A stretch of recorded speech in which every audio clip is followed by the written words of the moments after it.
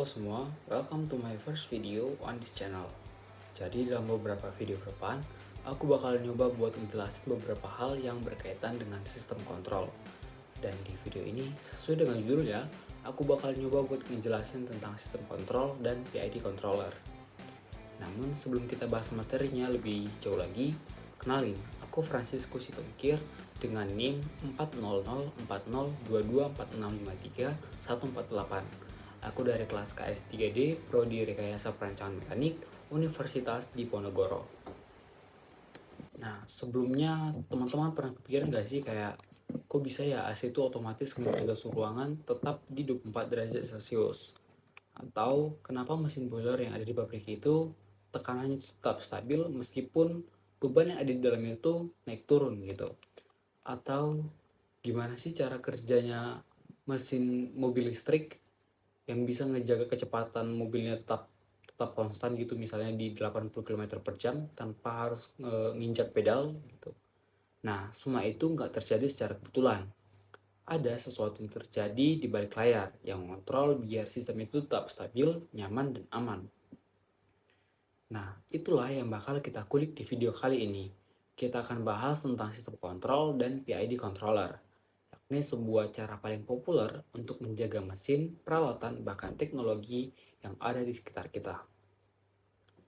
Nah, untuk ngulik kasus itu tadi, kita bakal belajar dengan rujukan buku yakni Modern Control Engineering by Katsuhiko Ogata, kemudian Automatic Control Systems by Benjamin Sikuo, dan beberapa artikel ilmiah yang bisa diakses di Science Direct.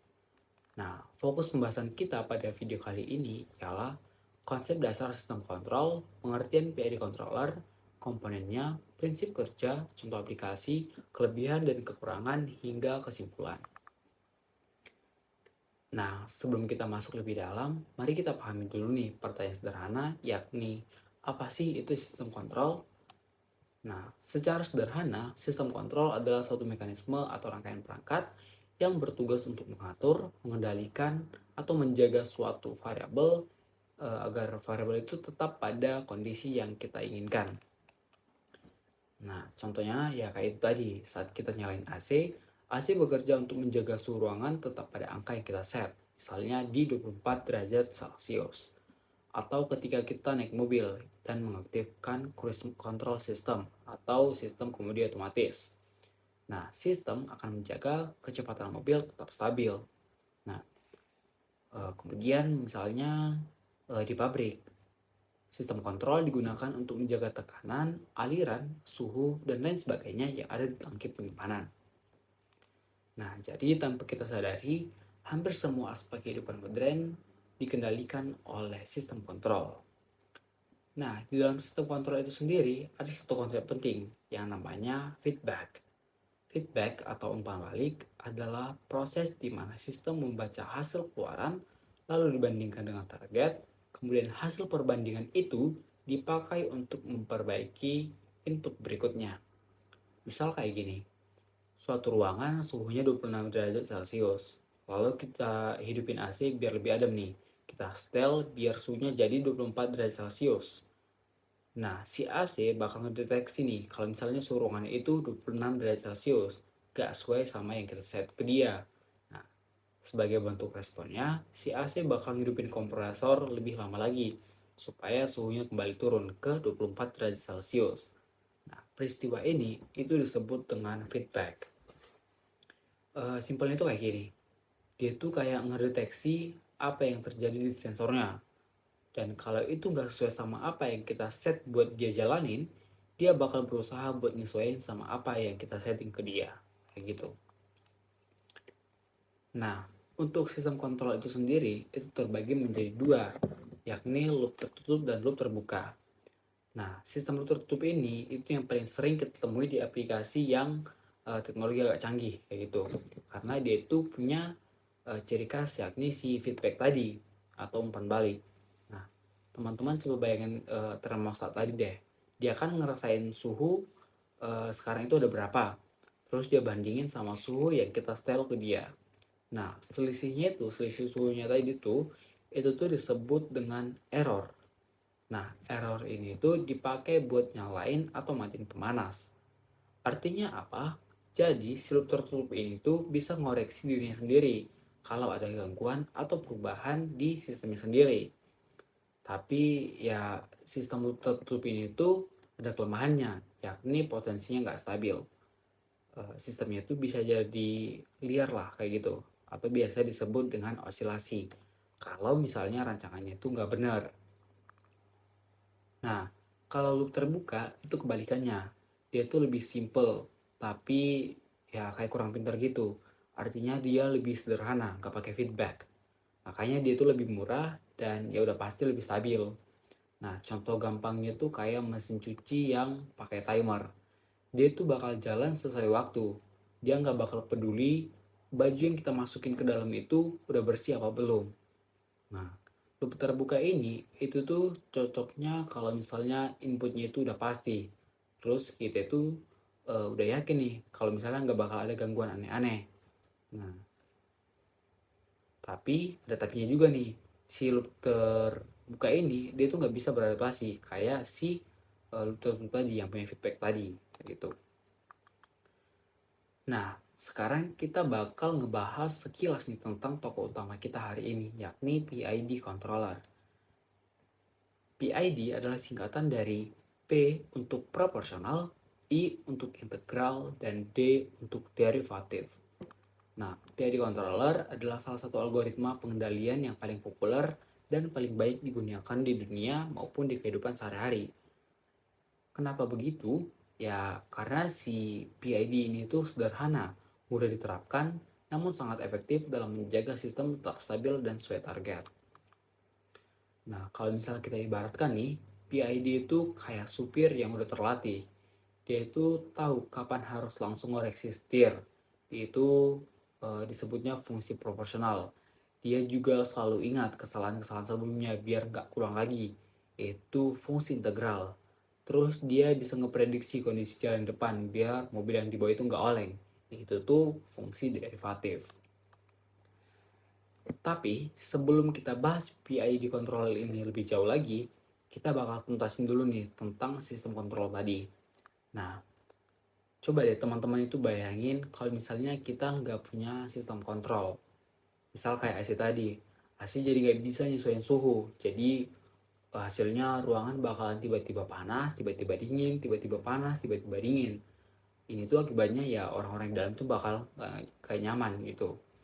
Terus misalnya di mesin produksi, kalau misalnya nggak ada sistem kontrol, maka mesin produksi nggak akan bisa beroperasi dengan stabil, sehingga produk yang diproduksi oleh mesin tersebut bisa jadi cacat gitu. Atau mungkin di mesin listrik tadi, atau mobil listrik tadi, nah mobil listrik maksudnya, maaf. Jika di mobil listrik tidak ada sistem kontrol, maka bisa mesin ini tuh atau mobil ini tuh melaju tidak terkendali. Ini tuh bisa berbahaya bagi pengendara lain. Nah, dari beberapa contoh ini tadi, bisa kita tarik kesimpulan bahwa tujuan dari sistem kontrol adalah yang pertama menjaga kestabilan. Artinya biar variabel yang ada itu tidak liar atau osilasi tadi. Kemudian yang kedua mengurangi error. Artinya mendekatkan hasil keluaran ke target. Kemudian yang ketiga meningkatkan keamanan dan efisiensi. Ya, karena sistem kerjanya kan bekerja secara otomatis dan optimal kayak gitu. Singkatnya, sistem kontrol ini membuat kehidupan kita itu lebih nyaman, lebih aman, dan lebih efisien. Nah, terus apa sih yang menjadi penyusun atau komponen dari sistem kontrol itu sendiri? Nah, sistem kontrol itu tersusun atas 4 bagian. Yang pertama itu ada set point. Set point ini adalah target atau tujuan yang ingin kita capai. Bisa berupa suhu, tekanan, kecepatan, dan lain sebagainya. Set point ini tuh juga itu tuh kayak patokan agar sistem tahu harus bekerja ke arah mana. Karena tanpa set point, sistem itu nggak bakal tahu itu harus ngapain gitu. Contoh ya kayak tadi, AC di set ke 24 derajat Celcius atau boiler disetting dengan tekanan uap sebesar misalnya 20 bar gitu. Analoginya itu kayak gini, teman-teman bayangin kalau misalnya kita pergi ke kampus nih, misal kampusnya Undip, maka set point-nya ialah Undip. Itu tujuan kita. Kalau tidak ada set point, tidak ada tujuan, maka kita nggak bakal tahu kita ini harus kemana. Kita bakal kayak muter-muter gak jelas gitu, karena kita gak punya tujuan gitu, gak punya set point gitu. Kemudian yang kedua, sensor. Sensor ini adalah alat yang membaca kondisi aktual dari sistem atau output. Sensor ini mengubah fenomena fisik menjadi sinyal yang bisa diproses di controller. Nah, sensor ini ngasih feedback ke sistem supaya controller tahu apakah kondisi sudah sesuai target atau belum. Contohnya ya kayak termometer di AC yang membaca suhu ruangan, pressure transmitter yang ada di boiler yang membaca tekanan uap, atau speedometer yang ada di kendaraan yang membaca kecepatan kendaraan tersebut. Ya, misalnya kayak uh, ibaratnya kayak mata lah, mata atau telinga manusia. Kalau misalnya kita lagi nyetir, kita harus lihat speedometer nih untuk tahu kecepatan kita itu udah sejauh mana. Terus kita bakal ngelihat jalan biar kita tahu apakah kita harus nambah gas atau ngerem gitu. Kalau misalnya kita nggak punya sensor atau dengan mata tertutup, mustahil kan kita bisa nyetir dengan aman gitu. Kemudian yang ketiga ada controller. Ini tuh definisi otak dari sistem kontrol. Nah, controller ini menerima data dari sensor, membandingkannya dengan set point, menghitung error atau selisih set point dengan kondisi nyata, lalu mutusin harus mau ngapain gitu. Dia itu kayak ngolah informasi, ngasilin sinyal kontrol, terus dikirim ke aktuator. Contohnya itu kayak PID controller yang ada di pabrik yang mengatur bukan katup, kemudian ECU atau Electronic Control Unit yang ada di mobil yang mengatur injeksi bahan bakar, kemudian termostat pintar yang ada di rumah yang menghitung kapan AC atau heater nyala. Controller itu ibarat otak manusia. Misal kalau misalnya kita ngerasa kedinginan, otak bakal memutusin buat pakai jaket. Nah, sama halnya dengan PID. Otak sistem ini bakal mikir kayak, oh ini udah jauh banget nih dari target yang kita pengen. Nah, aku bakalan harus sesuaiin buat kembali ke target yang dirancang di awal kayak gitu. Kemudian yang terakhir ada aktuator yang tadi aku singgung di bagian controller. Nah, di bagian aktuator ini itu tuh bagian dari sistem yang melakukan aksi nyata untuk mengubah kondisi sesuai dengan perintah si controller tadi. Kalau controller itu hanya bisa berpikir, nah si aktuator ini dia tuh yang benar-benar bergerak di dunia nyata. Dia yang mengubah sinyal kontrol menjadi aksi fisik. Contohnya katup atau valve yang mengatur aliran fluida, motor listrik yang memutar konveyor, kemudian heater yang memanaskan air, atau kompresor AC yang mendinginkan ruangan. Nah, aktuator itu ibarat tangan manusia. Nah, otak mungkin bisa kasih perintah, tapi tanpa tangan kita nggak mungkin bisa bergerak gitu. Misal perintahnya itu ngambil gelas, yang gerak kan tangan gitu, yang ngambil si gelas itu tadi kayak gitu. Nah, semua komponen itu bekerja dalam satu siklus tertutup atau tertutup tadi, yakni dari set point, kemudian ke sensor, ke controller, ke aktuator, menghasilkan output, balik lagi ke sensor, dan menghasilkan feedback. Nah, sekarang kita masuk ke PID controller. Coba teman-teman ngebayangin nih, ada sebuah mesin boiler uap di suatu pabrik, mesin pabrik kelapa sawit gitu. Nah, target tekanan atau set point yang kita inginkan adalah misal 10 bar. Nah, di sini si P atau proporsional itu masuk. Nah, P itu adalah langkah awal dari si mesin buat ngejalanin perintah yang kita kasih saat itu juga. Nah, cara kerjanya, si P bakal melihat seberapa jauh posisi kita sekarang dari target. Nah, jaraknya ini tadi, kayak tadi yang aku sebutin, itu tuh disebut error. Kalau errornya besar, kontrol atau tenaganya juga besar. Namun, kalau errornya kecil, kontrol atau tenaganya juga kecil. Ibaratnya kalau kita lagi nyetir, nah, kalau misalnya mobilnya itu terlalu jauh dari jalur, pasti kita langsung putar setir lebih besar biar kita kembali ke jalur yang sesuai. Nah, kalau secara rumus, ini tuh simpel banget. Karena kayak tenaga yang kita kasih ke motor itu cuma hasil kali dari error dengan angka settingan atau disebut dengan KP. Nah, anggap aja KP ini tuh tombol volume. Kalau yang ditekan yang plus, maka responnya pasti gede gitu. Tapi P ini punya kelemahan. Coba deh teman-teman pikirin gimana kalau misalnya tekanannya tadi itu udah mendekati 10 bar. Nah, kalau udah mendekati 10 bar, maka tekanan yang masih itu bakal ngecil kan. Nah, pas bakalan ngecil ini itu ngaruh ke proses perubahan tekanan yang diinginkan. Sehingga bakalan kayak berhenti gitu sebelum mencapai 10 bar dan bakalan stay di sana. Inilah yang disebut dengan steady state error. Steady state error gampangnya itu adalah suatu kondisi di mana apa yang kita pengen itu nggak pernah benar-benar sampai ke target yang kita pengen. Misal saat kita ngisi ban mobil misalnya. Nah, target kita itu misal di 35 PSI. Nah, kita bakal pompa jarum manometer naik, tapi mungkin karena pompanya kecil atau ada kebocoran halus, tekanan itu jadi tetap di 33 PSI aja. Dia nggak bakal nambah, nggak bakal mencapai ke 35 PSI.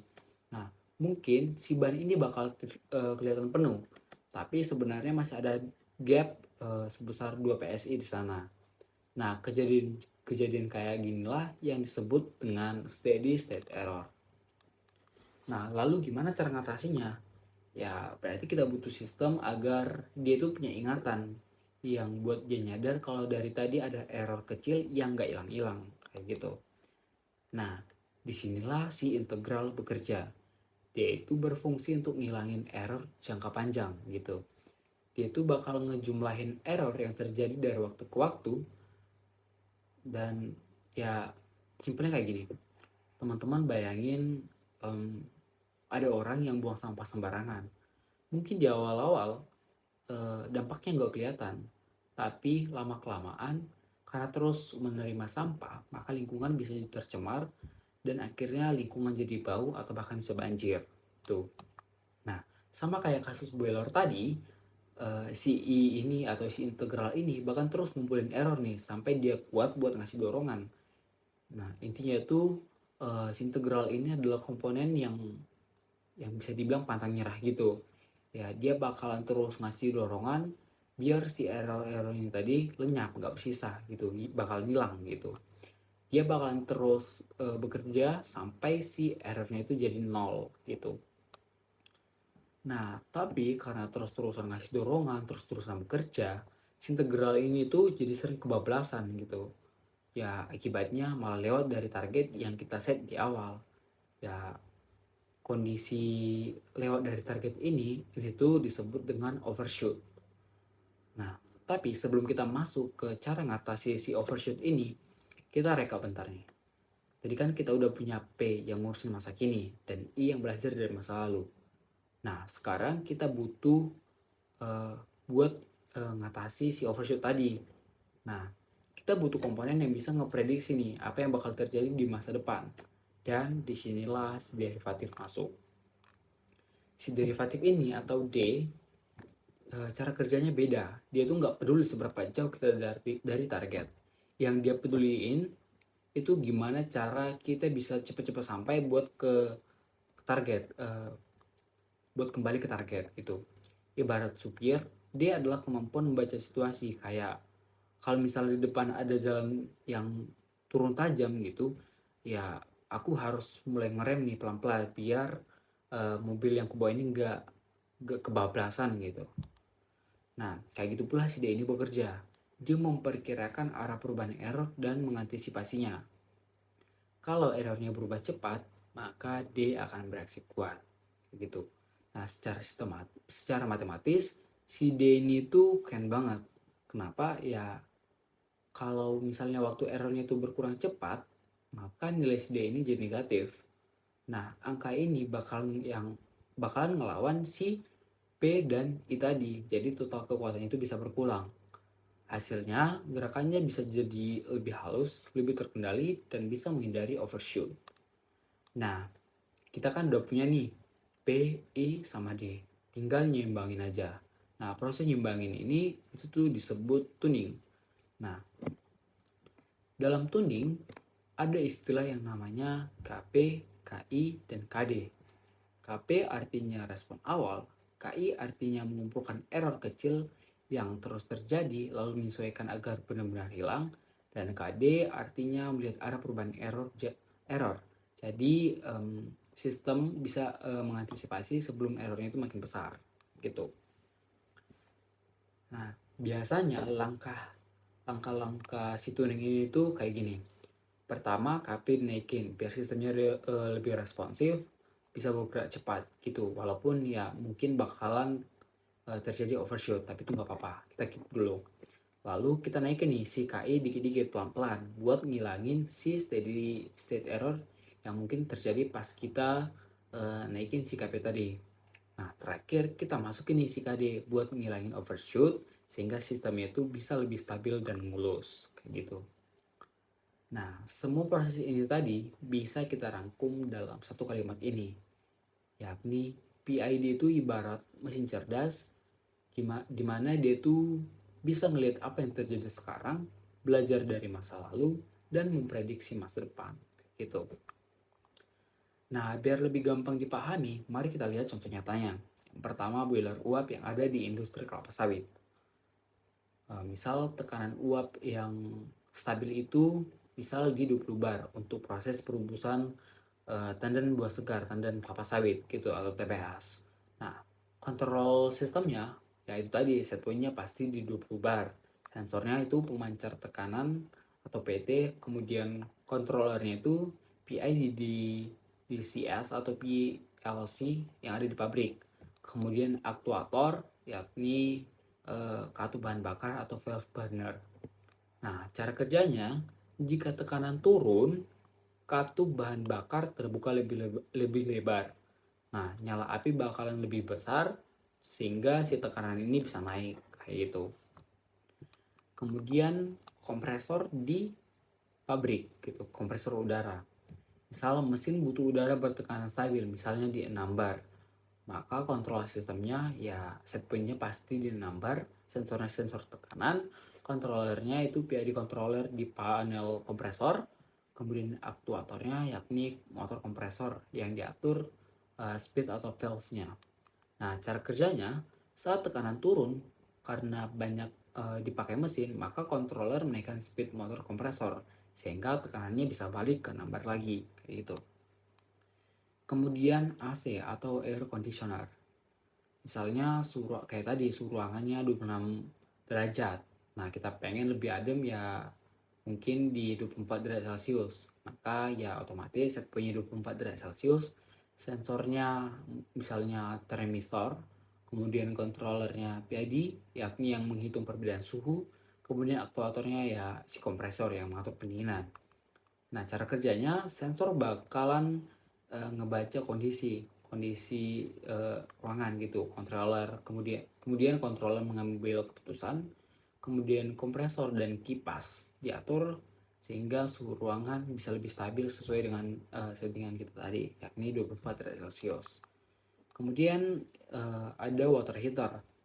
Misalnya lagi hujan, lagi dingin-dingin, kita mau mandi dengan air hangat, ya mungkin dengan suhu air 39 derajat Celcius gitu misalnya.